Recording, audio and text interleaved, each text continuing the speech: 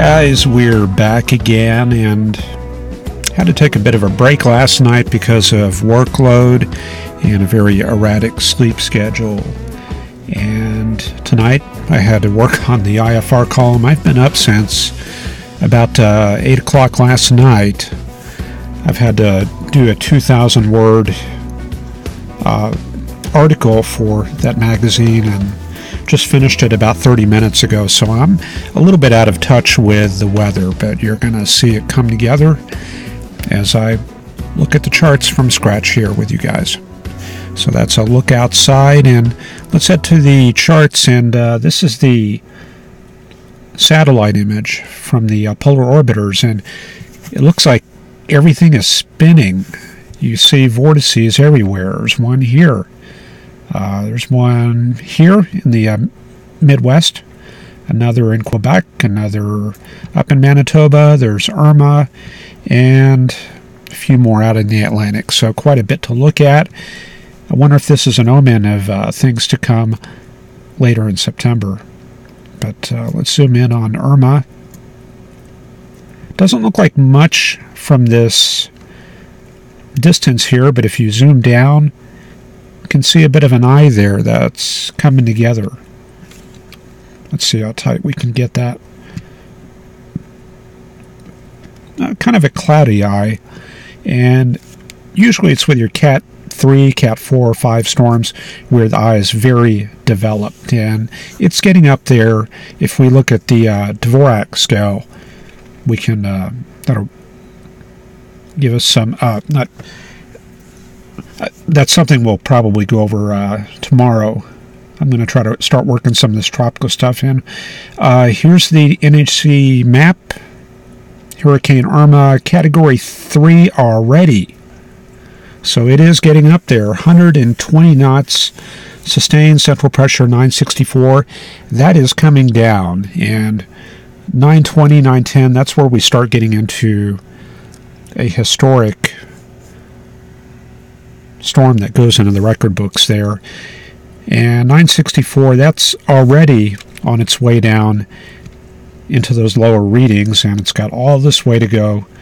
So assuming things are favorable out here, upper level divergence, good sea surface temperatures, and some distance from the equator, it will have the potential to keep going. And we've got this other wave that's a little bit further south, and this is more poised to head into the Caribbean and around the Dominican Republic, and that would be more of a southerly system and westerly system if that comes together. So that would be more of a concern for Texas. And then Harvey, that's slowly making its way up the Ohio River Basin. And it's funny, we think about Friday when we did that webcast talking about Harvey making landfall. It was all the way over here, not very far away. So over 7 days, we've seen it track kind of like this. So I guess we had it about 2 or 3 days over Texas. Then maybe probably about 4 days around the Texas area, and then 5th, 6th, and 7th, gradually wandering up into the eastern U.S. So winds right now in Harvey, just 20 miles an hour there, 1005 millibars. So one way we can take a look at it is on the NHC depiction. I'll go into the sector there for Ohio, move this thing up north and get a better look at it.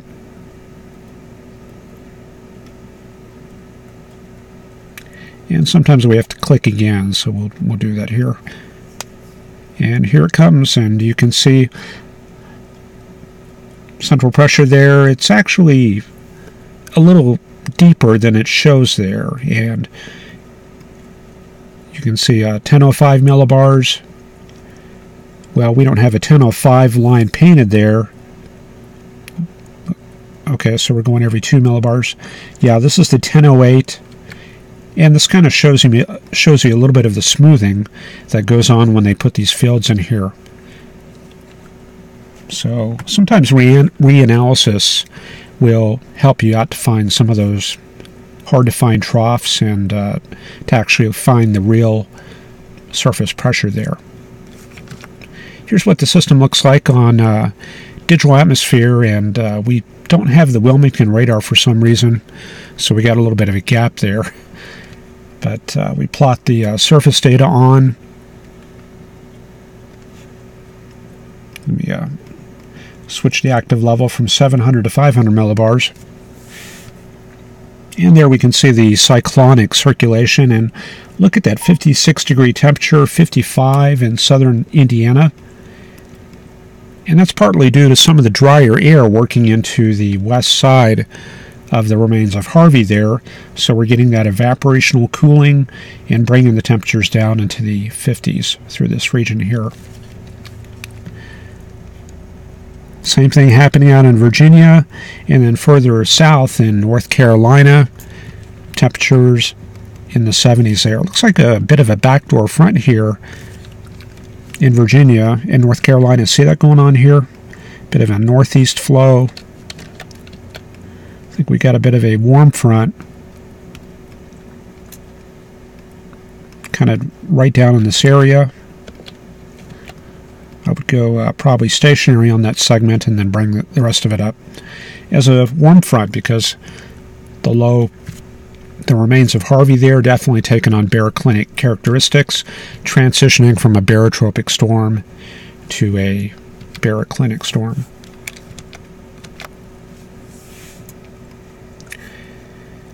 All right, let's look at the surface chart for the hemisphere. And it's pretty cluttered, but we can see that the central pressure, very deep low over Northwest Territories here. Sorry I didn't color the background on here. I wonder if I can still do that. Let me try to copy that image. I can kind of show you the technique that I use. What I'll do is I'll go and bring my two images in here.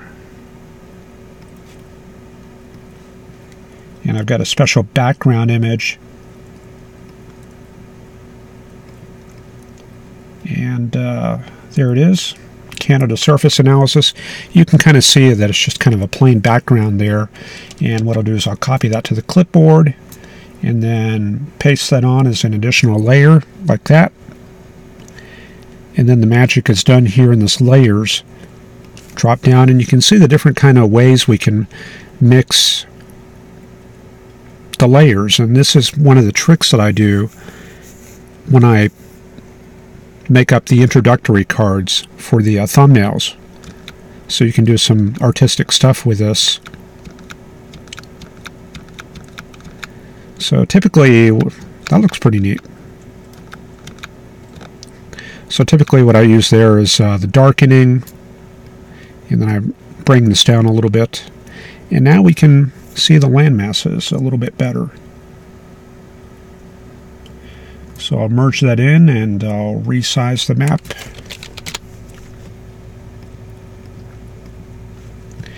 And then I'll resize the canvas a little bit so I can bring the bottom up through the screen, and it makes it where I can scroll the map a little bit better.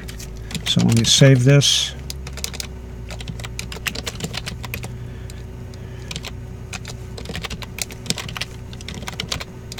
So I'm not going to do this with the upper air map, but this kind of gives you the general idea how we go about make the maps a little bit easier to read. And paste that in the URL bar, and then we have our map. So now you can see that low pressure area a little bit better in northern Canada. And a couple features stand out here. One is the very large polar high across the Great Lakes area, so that's supplying some of the dry air and some of the cool air filtering down into Ohio. And that dry air is equally important as the cold air. So we get the evaporational cooling in addition to the cool source air mass. And then up to the north, we see the start of another polar outbreak coming together over the Arctic Ocean. So you see that right there. That's a new baroclinic high coming together, and that's supplying cold air into the backside of this Canadian system. And I'm not too sure where the exact cold front is. I think there's probably another strong one up to the north. So this area very strongly baroclinic, and that'll be our next front that comes into the northern U.S. in several days here. But we can see the air mass to the north of that. This gives us kind of a taste of what might be coming in later. I see a -3 in Resolute and -4 in Mold Bay. So those are temperatures of about 25 to 27 Fahrenheit. And that's, what time is that? 18C, that's 1 p.m. there. So definitely some very cold air up in that region of Canada. Okay, so we'll take a look at chat, make sure there's no audio problems or anything like that. And usually I like to put up the satellite maps, give us something to look at.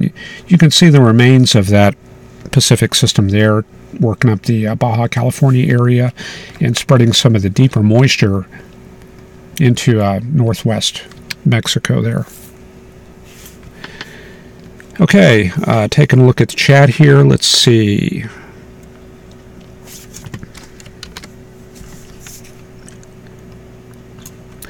Okay, got David Holcomb and Sue M. Sue M there in Indiana, seeing the Harvey remnant coming up from the south. And Sue M has her wrench. Yeah, for some reason it wasn't showing up when I had set her as moderator about 4 months ago. And I'm not sure why that is. Maybe we need 2 moderators before it shows up. But anyway, we got Sarah Wood, also in Indiana, seeing the remnants of Harvey moving up that way. Not expecting any precip. Carl Berghoff is with us, and tropical expert Ryan Toomeys. Carl, hoping I got some much needed rest. Well, it's been about the opposite, but the article is done, and that's the important thing. So, I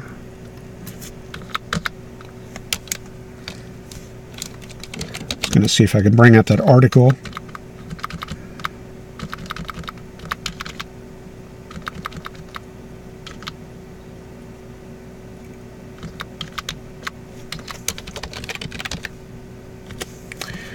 Yep, that's what the article looks like that it turned into IFR. So we covered some of the precept that you see on METAR reports. There's not too much discussion about going into the specifics of rain and ice pellets and snow and what that means. So that's kind of what I covered there. It's kind of a different take on forecasting. Fun with Tech is here, and Burl H., Megan John up in Minnesota. Andrew Hotchkiss. Megan John getting hazy smoky sunsets. Alex Front and Carl Berghoff liking the intro. We have Mick from Australia.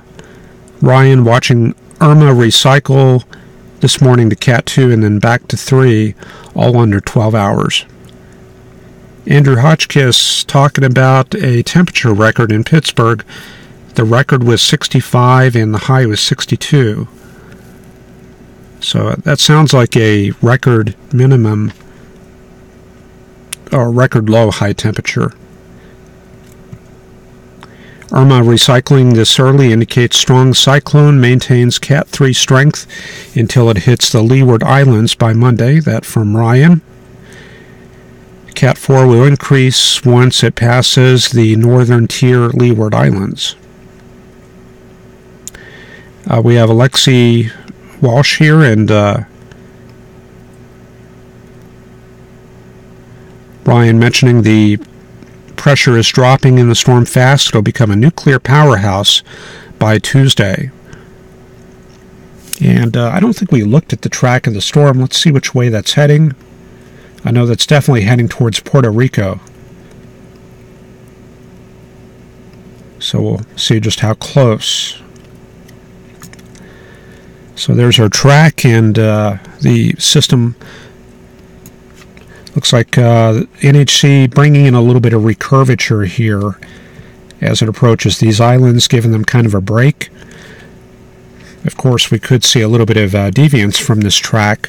There's still 5 days to go, so that leaves a lot of margin for error here. We've got to keep that in mind. This is not like a 2-day track where we've got it pretty much confirmed. So we could see this go into these islands here, causing a lot of damage, or we could see it follow the track being forecast, or it could recurve even further north. But I think with this northern track, that kind of suggests that the Gulf may be getting out of the woods a little bit. I mean, it could still cross Florida.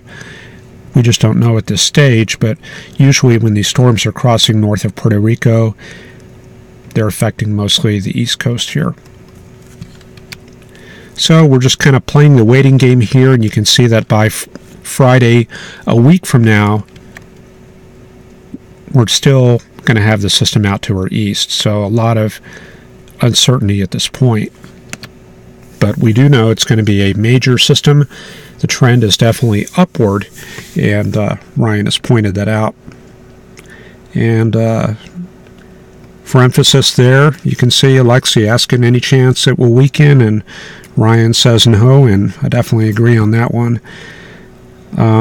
Everything is uphill in terms of wind speed, or I don't think uphill is the right word. Everything is on the way up.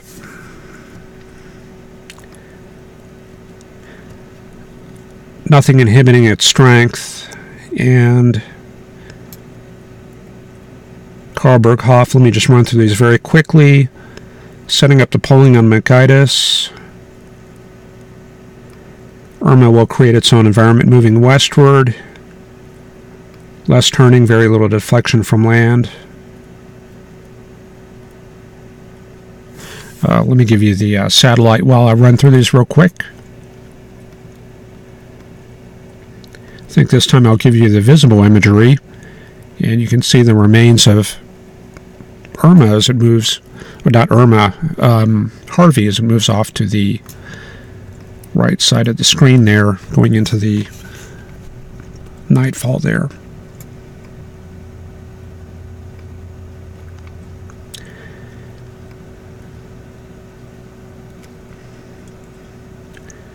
Gulf of Mexico entry approach is highly likely if it passes over the southern peninsula of Florida.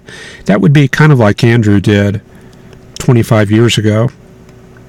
That made a second landfall on Louisiana there after it crossed over the Miami region. Carl Berghoff trying to find Bluestein's Tropical Meteorology book. It's funny, I didn't know he had a tropical meteorology book. Maybe I just kind of missed that. I'm going to have to look for that. Hurricane Hunter will start recon missions on Monday.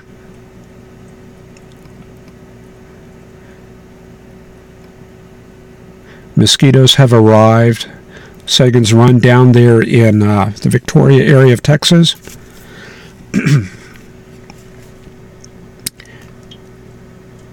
And Ryan says, I have the scheduled Hurricane Hunter flight link page. Yeah, I'll check that out a little bit later. Storm moving westward at 13 miles an hour.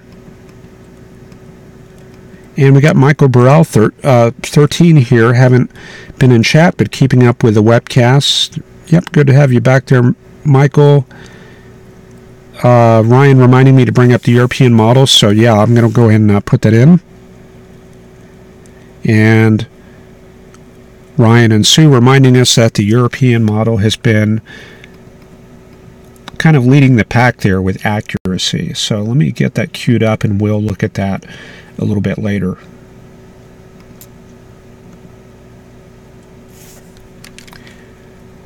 Okay, I got to do some trickery here to get the tab to show up, and There we go. So now we'll be all set. Okay, so that'll be coming up in our chart sequence here. Okay, I don't have the full range of upper air charts in here. There's some sort of problem with UCAR. So I got all these dead links here. UCAR site not loading up. However, that's fine. We can look at the theta E analysis, or the theta analysis, and this shows us the temperature of the air mass. This kind of removes the effects of elevation. And we can see that the colder air pretty much confined to the northeast U.S., where it's kind of been all summer. And we're seeing that little wedge of cold air coming down around the west side of Harvey, which is located right here in Kentucky. And then we see a little bit of that warm air advection on the other side in North Carolina. And here's that backdoor front. You can see it very clearly there in North Carolina. So it looks like our frontal locations, maybe something like that right there. And Harvey will gradually kind of adjust this wind field, and it'll start looking more like a classic frontal system. And you can see there's also something going on in the central plains. See the opposing wind directions. Of course, I got the colors back. No, I don't have those colors backwards. Yeah, that's kind of a warm current there, and we've got the southern cold current there. And right in between there looks like some sort of frontal boundary in place. This up here, probably an occluded front because it's kind of detached north of the stronger gradients, so that's probably occluded. The main frontal systems appear to be down in this area. So that's probably the pattern we're seeing, something like that. The main baroclinicity down here in west Kansas. And looks like another boundary up in Alberta. Some pretty good theta gradient right there. So that gives us kind of a look at the patterns, and maybe a little bit of a frontal boundary here. Looks like a little bit of a bubble of cool air centered on Idaho there. So we'll look for that in the charts there. So we'll bring that together with a thickness chart, and this will look at more of a deep structure of the atmosphere.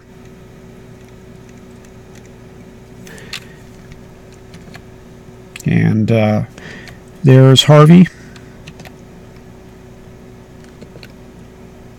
So structure of the front around Harvey, kind of like that, and there's that high there in the Great Lakes. And it appears that the frontal systems are kind of set up like this in the northern plains. So area of cold air advection here in Saskatchewan and Alberta, bringing cool air south, and then we have warm air coming up from Kansas up and over the frontal boundary. And then we go up north, and that's where we find the colder air. We saw that on the surface analysis. Lots of low pressure there in the Northwest Territories, and here we have the thickness gradient. So a lot of the colder air centered on the Canadian high Arctic. So this will be our next weather maker after the North Plains system moves through the area. Okay, let's see how the upper air patterns stack up.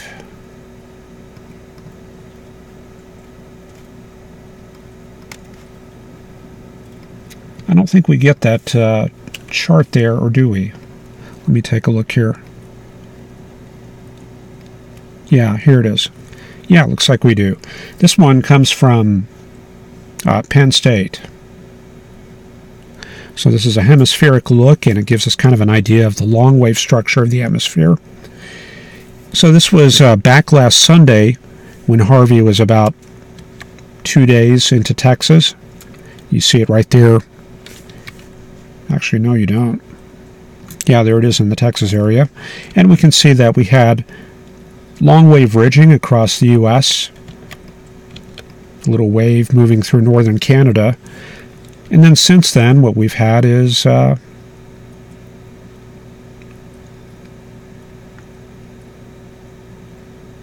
It's like a kind of a progression of the long wave pattern.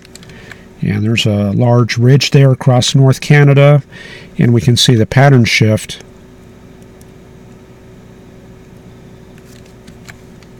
right there. So that's the upper air pattern right now. The ridge across central Canada gives way to this wave here, and the troughing there indicates cold air in the lower levels. So this is the arrival of cold air advection into central Canada. And then we see some more long wave troughing south of Alaska. So more cold air on the way here. Okay, and looks like a reflection of Harvey, the system starting to make an impact here at the 500 millibar level. You can see that troughing there where Harvey is. Okay, let's go ahead and just keep things moving along and get into the model data. I guess maybe we can pull up a sounding while we're here.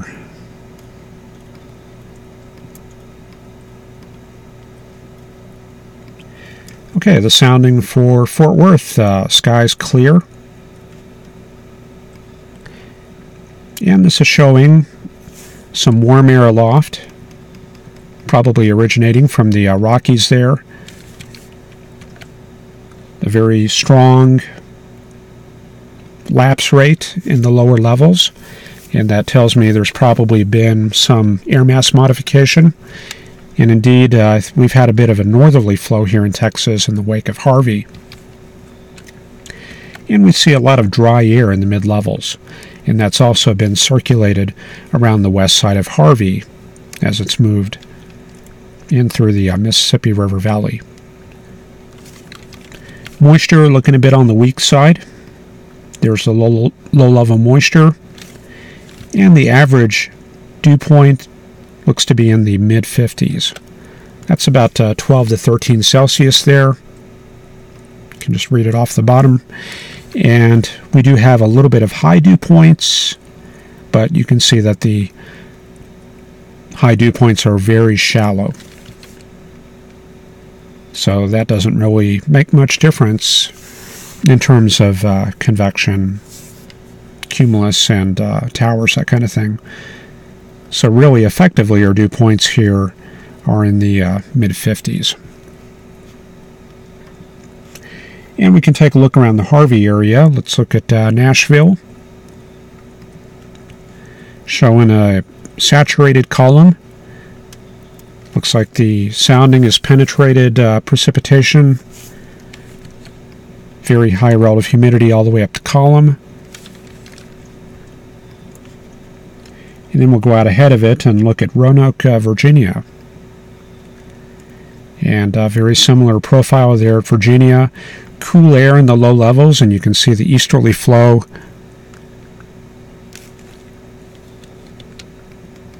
So it's kind of a cool current there, and above that we have some warm, humid air that's probably riding over the top of that little warm front boundary. Remember, Blacksburg and Roanoke, that's to the north of that warm front that we identified earlier.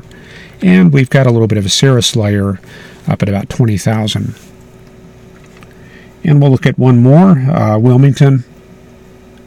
So that's going to be just a little bit northeast of Harvey. And kind of a similar pattern there. Looks like the cold air mass a little bit deeper coming in from the northeast there.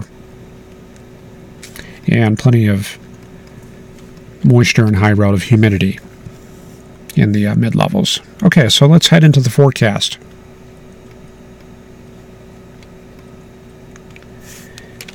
Going to have to reload this to get it, well, let me see how far we've gotten in the high-resolution rapid refresh run. 7 hours. I think I'll just go back to the 23Z panel, and we'll center this on the Midwest area.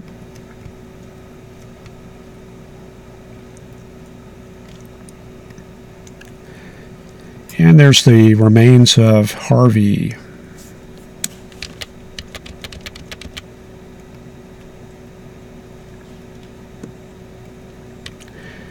So if we animate that, you can see it moving across Kentucky, moving very slowly to the north, kind of approaching the Cincinnati area by tomorrow morning, and you see a drastic reduction in the amount of precip. We go from this,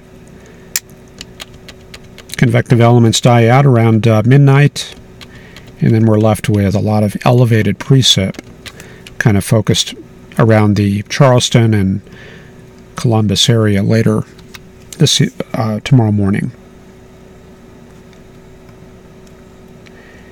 Then taking a look at the AM, I'll bring up the pressure and precipitation.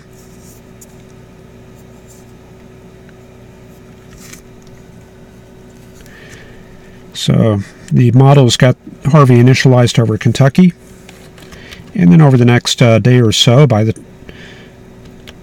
time we do the webcast tomorrow night, Saturday evening, the remains of Harvey are over the Pittsburgh area, and the precipitation shield, there it is, riding over the top of that cold dome across the northeast U.S. And we can see a little bit of a warm front moving up through Delaware. And on the other side, looks like a bit of a cold front moving into Virginia and North Carolina, cooling things down around Asheville, around Charlotte, and around Raleigh. And then Harvey, located way up here, you may ask, why is that not near the frontal system? Well, Harvey is occluded, so what we actually have is kind of a cold occluded front, kind of set up like that. So there's the occluding remains of Harvey, which is going to go to the graveyard in Labrador and points north, and then we'll see a new frontal system develop in this area. So this is probably the ultimate death of Harvey as it crosses the eastern U.S. there. And then our attention shifts up to western Canada. Tomorrow night, you can see we've got that new frontal system developing. Looks like a warm air advection picks up, low pressure around the Calgary area, and then a cold front through British Columbia like that. So this is going to be our next system coming together. And then by Sunday, that should be moving out of Canada. There it goes, looking like an Alberta Clipper. And then by the time we do the webcast on Sunday,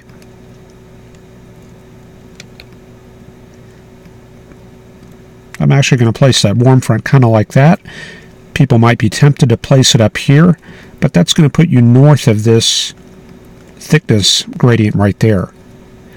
So this is kind of what we call an inverted trough. It's kind of a secondary front, probably more of a reflection of a change in the frontal slope up in that area.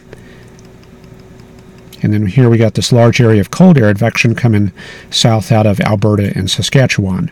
So again, this is on Sunday. You can see things clear out in the southeast U.S. A little bit of high pressure. Looks like we're coming under the influence of the Bermuda High. There's a Bermuda High off to the right side of the map, and here's that south flow coming around the edge of the Bermuda High. And then for Monday, we see the cold front diving down, moving in through Chicago and Des Moines, Omaha. Look at that, very potent blast of cold air coming in through the Dakotas and Minnesota. So this is where we jump off and start looking at the European and GFS. So what do we got for the ECMWF? Well, to pick up on the movement of Irma, we're going to have to go to the continental picture.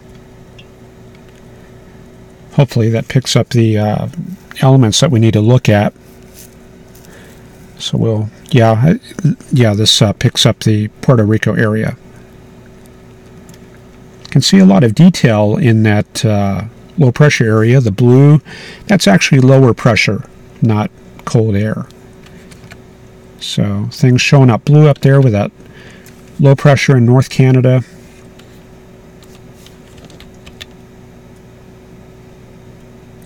And I'll need to set up the loop here. Let me do that real quick and There we go. Okay, so let's look at the charts over the next week or so. There comes Irma off the edge. Let me take a look and make sure that that's picking it up. Yeah, there we go. So this is going to be on the 4th. And then the 5th, and then the 6th. This is Wednesday. This is 5 days from now. So there's plenty of margin for error here. Thursday is usually when the models start getting a little bit divergent from reality. So this is the 6-day point next Thursday, and we've got it tracking just north of Puerto Rico, pretty close to what the NHC Center has. I'm not sure about that pressure. They've got it at 957, and already the storm is pretty close to that. But it looks like there's been a little bit of filling. See, we went from 948 up to 957. So, I don't know, maybe we're starting to feed some cool air into this thing. That could be the cause there. Maybe, okay, there we see some redevelopment to 942, 940, and this is starting to get into the Cat 4 to Cat 5 region. And then we see 925. Okay, that is definitely in the Cat 5 range, and we see it taking aim there on Florida.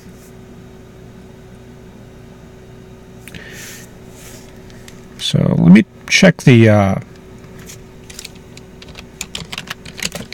going to check the Cat pressure, Cat 5 pressure, to see what typically that is. I know I've got it in my notes somewhere, but let me check that out. Here's the Saffir-Simpson scale. You can pretty much Google this, and if you have a good page giving this to you, they'll give you the approximate pressure range.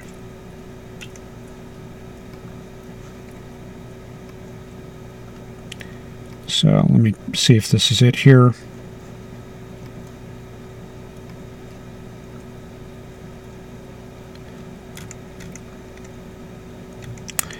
Yeah, this page is going for below 920, but 925 is certainly close enough to qualify for Cat 5 there. So that, in any case, we're kind of splitting hairs here. This is definitely an ominous forecast here, and the European model there showing very little recurvature. And with this big high up in the northeast U.S., big dome of cold air that we've seen sitting up there over the past month or so, that is going to keep the storms from recurving. We actually need troughing to bring those northward. So this definitely does. I don't see anywhere where it's going to go where it's not going to cause problems unless it goes straight through the Caribbean there. And then the final panel we have is for the 11th, and there we see a little bit of sharp recurvature and probably making landfall in the Carolinas there, according to the European model. But again, this is quite a ways off. This is about 10 days down the road, and there's a lot of margin for error here. So with that in mind, let's check out the GFS, which is similarly going to be not too reliable, but we'll see what it has to say anyway. Is that my GFS panel? Yeah, okay, that's it. Okay, so we'll just kind of move very quickly through these charts. Let me get it centered here so you can see the date.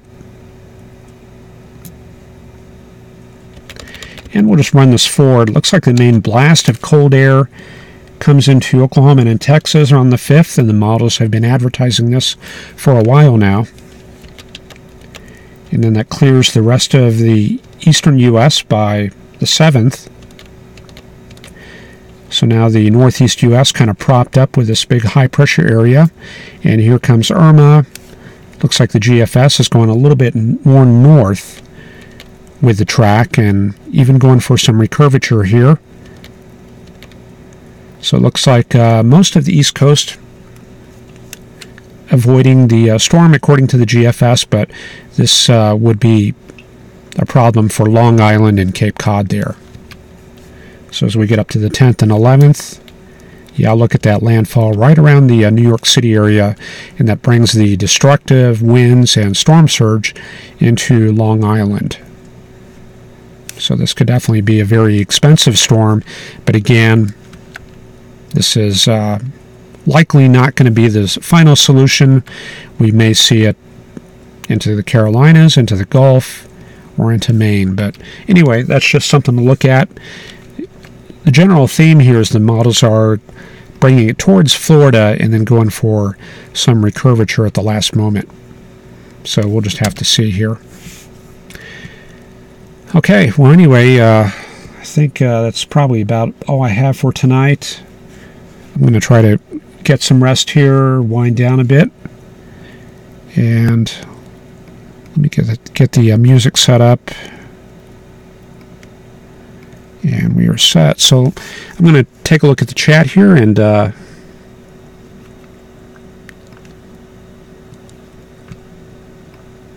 see what we got going on. I probably can't read all of this.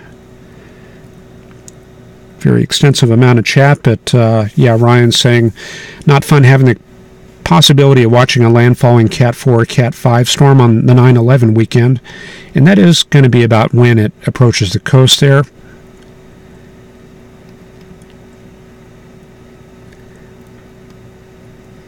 Mike R. says when it gets up to 90 degrees, people start dropping off here. Nobody has air conditioners. Sounds like Massachusetts, maybe. Getting very chilly where Alex Front is. A little discussion about the cool weather up north.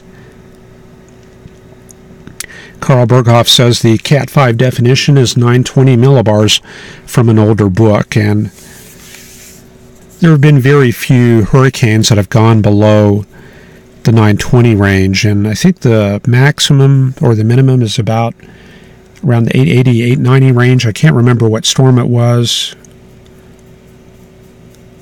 I want to say Wilma, but I'm sure one of you probably know the statistics there a little bit better. Freight train from hell with no brakes, Irma from Ryan. That about sums it up. And yeah, Alex Front says, I saw somebody in Texas wrapping their house in plastic.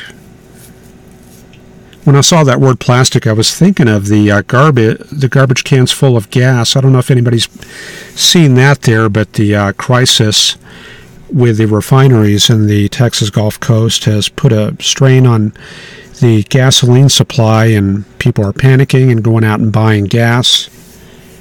And I went by there today, and here there was no problems at the gas station, but apparently around the Austin area, people have been hoarding. And there's some crazy pictures on the internet. Go and look it up. Just put in gas, trash can in the past week, and that'll come up. Just some unbelievable stuff people were doing. All right, Andrew was 924 millibars at the landfall, so yeah, it looks like we have a comparative storm here. So we'll take a look at it tomorrow, and I'm going to go ahead and rest, and hopefully y'all have a good Friday, and we will see you tomorrow night, and we'll be back at the usual time. So have a good evening, and take care. We'll see you tomorrow.